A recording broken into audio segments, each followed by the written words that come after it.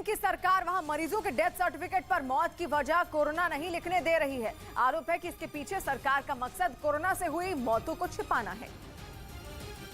और खबर है कि इसीलिए चीन की सरकार ने डॉक्टरों को निर्देश दिया कि वो डेथ सर्टिफिकेट में मरीज की मौत का कारण कोरोना ना लिखें, बल्कि अगर मरीज पहले से किसी बीमारी से जूझ रहा हो तो डेथ सर्टिफिकेट में उस बीमारी को मौत का कारण बताया जाए। इधर जम्मू कश्मीर के राजौरी में सुरक्षा बल ने बड़ी साजिश को नाकाम करते हुए वहां पर मिले एक बम को नष्ट कर दिया, जिससे वहां एक बड़ा हादसा टल गया। सुरक्षा बल ने आईईडी मिलने के बाद बम निरोधक दस्ते को बुलाया, जिसने बम को एक सुनसान जगह पर ले जाकर उसे नष्ट कर दिया। हालांकि इसके बाद भी पुलिस के जवानों ने इलाके में सर्च ऑपरेशन चलाया।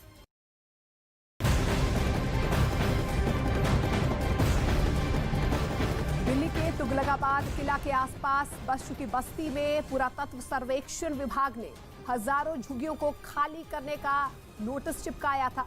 अगर आप अपने बच्चों को पैसे का पाठ नहीं सिखाएंगे तो पैसा कमाने के बाद में हो सकता है वो आपको ही बेच दें। सावधान, फ्रीडम ऐप को डाउनलोड करें, बच्चों को पैसे का पाठ कैसे पढ़ाना है सीखिए। जिसका संज्ञान दिल्ली बाल संरक्षण आयोग ने लिया है और एएसआई को झुग्गियों को ढहाने का कार्य रोकने का नोटिस जारी किया गया है।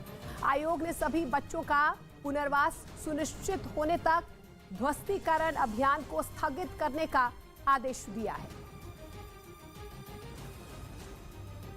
उधर ईरान पर आग बबूला ब्रिटेन को अब ईरान ने अपने निशाने पर ले लिया और प्रिंस हैरी के बहाने ब्रिटेन को नसीहत दे डाली। हाल ही में जारी हुई अपनी आत्मकथा में प्रिंस हैरी ने अफगानिस्तान में तालिबान के 25 लड़ाकों को मारने की बात कबूली है और प्रिंस हैरी के इसी दावे को ईरान ने अपना हथियार बना लिया और ब्रिटेन पर टूट पड़ा। ईरान ने आरोप लगाया कि प्रिंस हैरी का अफगानिस्तान की लड़ाई में तालिबान के लड़ाकों को मारना भी एक युद्ध अपराध है, लेकिन उस पर तो ब्रिटेन अपनी आंखें मूंदा बैठा है और उल्टा ईरान को ही मानवाधिकारों पर लेक्चर देने में लगा है। ब्रिटेन और ईरान के बीच ये विवाद तब शुरू हुआ जब ईरान ने कुछ दिन पहले अपने पूर्व उप रक्षा मंत्री अलीरेजा अकबरी को फांसी दी। अलीरेजा अकबरी के पास ब्रिटेन की भी नागरिकता थी, लेकिन ईरान ने उन्हें ब्रिटेन का जासूस बताकर फांसी पर लटका दिया। इसी बात पर ब्रिटेन का गुस्सा 7वें आसमान पर है, लेकिन प्रिंस हैरी की किताब ने ईरान को बारूद असलहा थमा दिया।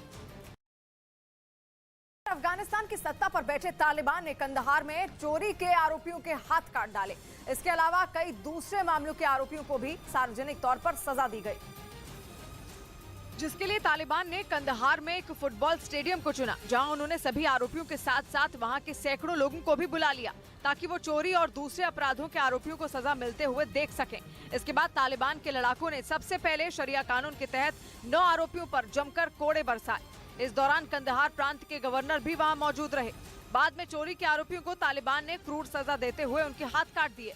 इसके साथ ही तालिबान ने ये दलील दी कि इस तरह की सजा से लोग अपराध करने से डरेंगे।